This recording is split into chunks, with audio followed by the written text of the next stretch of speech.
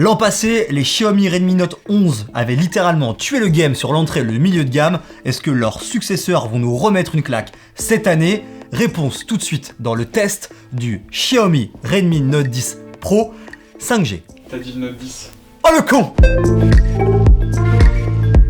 Débutons par le design. Ici, Xiaomi peaufine sa formule de l'an passé. On a quelque chose de maîtrisé, assez soigné, agréable en main, avec un dos assez lisse qui n'attrape pas trop les traces de doigts. On peut également souligner les tranches plates, c'est quelque chose de nouveau. Merci Apple, mais ça permet d'avoir une bonne prise en main, un bon grip, c'est quelque chose qui est appréciable en tout cas dans la vie de tous les jours. Ce qu'il faut surtout prendre en compte, c'est les dimensions de ce téléphone. Si vous êtes plutôt smartphone compact, je vous conseille d'aller voir ce Redmi Note 11 Pro 5G en magasin, le prendre en main pour vous faire un véritable avis, car c'est un téléphone quand même assez grand, assez lourd, qui fait un poil plus de 200 grammes. Bref, c'est un grand téléphone, pensez-y.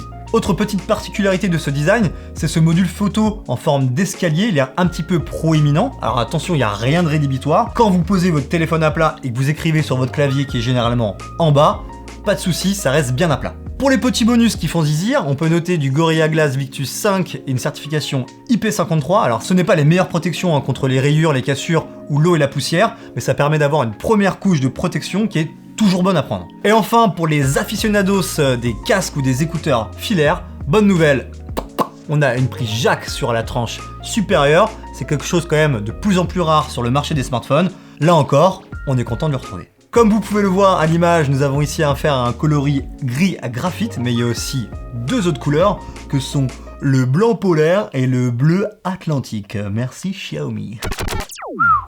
Et oui, on a ici quand même un bien plus grand écran que le Galaxy S22. On a ici une dalle de 6,67 pouces. Alors ici, on reprend grosso modo toutes les forces, tous les atouts du Redmi Note 10 de l'an passé, à savoir un écran OLED pour des contrastes infinis, du 120 Hz qui apporte cette sensation de fluidité à l'usage, mais également une définition Full HD.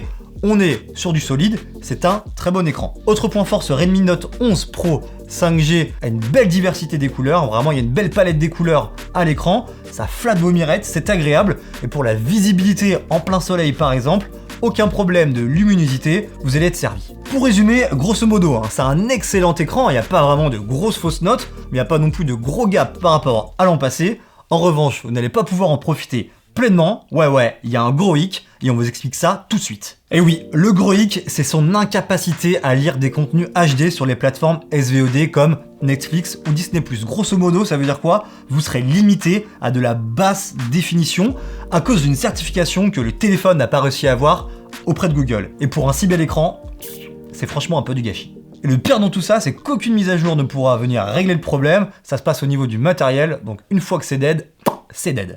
Alors l'autre petit truc qui nous a fait tiquer à la rédaction, c'est le fait que ce Redmi Note 11 Pro 5G, soit il est sous MIUI 13, mais par contre il tourne encore sous Android 11. Moi je vous avoue qu'en 2022, je m'attendais quand même à un petit Android 12 dans les parages. Concernant MIUI, on connaît la recette, on connaît la formule, c'est une interface très fluide, agréable à utiliser, ça tire bien parti du 120 Hz, sur ça c'est top. Par contre, il y a toujours ces petits problèmes de bloatwares, ces applications préinstallées. C'est pas qu'on en a marre, mais on pourrait s'en passer, c'est à prendre en compte, même sur un téléphone à 400 €, on dit pas non pour pas les avoir. Même chanson avec l'antivirus qui s'active de manière automatique chaque fois que vous téléchargez une application. Heureusement, vous pouvez le désactiver, mais une fois de plus, on aurait pu s'en passer. Pour résumer, MIUI ça reste une bonne interface avec ses qualités et ses défauts, quelques petits trucs à améliorer, mais ça reste ok. On le sait, l'appareil photo est l'un des principaux critères d'achat des utilisateurs. Alors qu'est-ce qu'il a dans le ventre, ce Redmi Note Pro 11, fuck you le nom. Ah, j'ai pépé de ce blaze. Putain, je crache partout là. On le sait, l'appareil photo est l'un des principaux critères d'achat pour les utilisateurs. Alors qu'est-ce qu'il a dans le ventre, ce grand Redmi pour 400 €? On vous le dit tout de suite. On a ici un capteur principal de 108 mégapixels, un ultra grand angle de 8 mégapixels et un macro de 2 mégapixels. Concernant le grand angle, si vous l'utilisez, vous allez être globalement satisfait. On a des photos avec un bon niveau de détail, des couleurs assez pop, ça change parce qu'on avait l'habitude d'avoir un rendu un peu terne sur d'autres téléphones Redmi.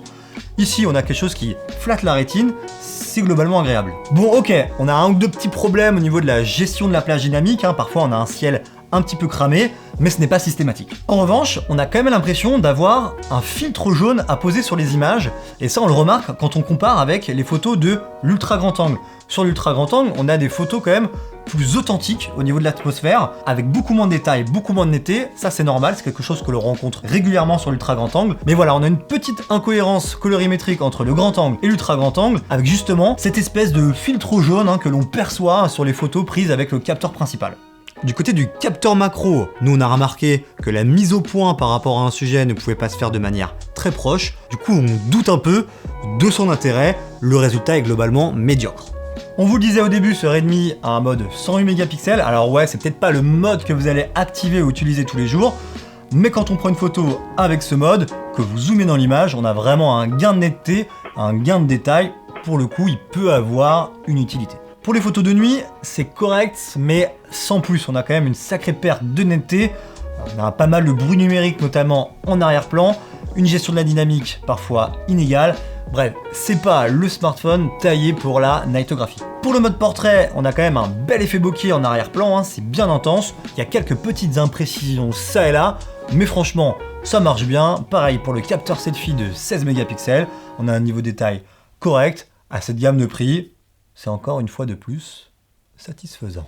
Pour résumer, ce Redmi, il a quelques bons arguments niveau photo, mais c'est clairement pas le meilleur dans sa gamme de prix. Si justement toute la partie photo vous intéresse, il y a peut-être mieux ailleurs, allez checker les autres téléphones dans la même gamme tarifaire. Au niveau des performances, ce smartphone est doté d'un Snapdragon 695, certes compatible 5G, mais ça reste une puce de série 6. Alors ne vous inquiétez pas, pour le quotidien, ça fera amplement l'affaire, la navigation, le multitâche, les petits jeux tout mignons, c'est ok. Par contre, pour les jeux 3D bien plus gourmands en ressources, là il a quand même bien plus de mal.